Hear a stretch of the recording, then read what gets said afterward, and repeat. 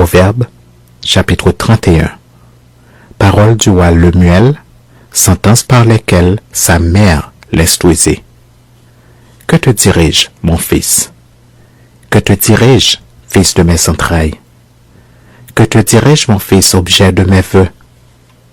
Ne livre pas ta vigueur aux femmes, et tes voix à celles qui perdent les rois. Ce n'est point au roi, Lemuel, ce n'est point au roi de boire du vin, ni au prince de rechercher des liqueurs fortes, de peur qu'en buvant ils n'oublient la loi et ne méconnaissent les droits de tous les malheureux. Donnez des liqueurs fortes à celui qui périt et du vin à celui qui a l'amertume dans l'âme, qu'il boive et oublie sa pauvreté et qu'il ne se souvienne plus de ses peines. Ouvre ta bouche pour le muet, pour la cause de tous les délaissés. Ouvre ta bouche, juge avec justice et défends le malheureux et l'indigent. Qui peut trouver une femme vertueuse? Elle a bien plus de valeur que les perles.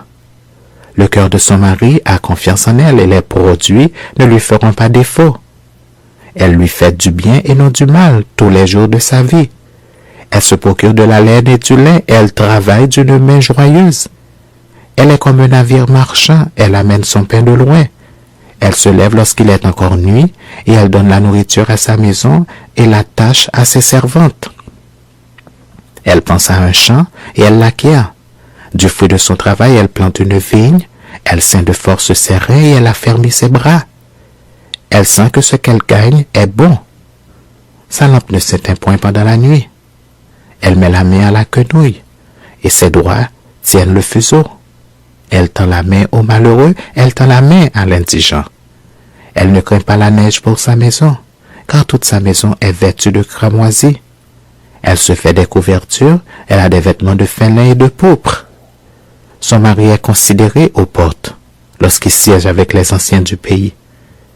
Elle fait des chemises et les vend, et elle livre des ceintures aux marchands.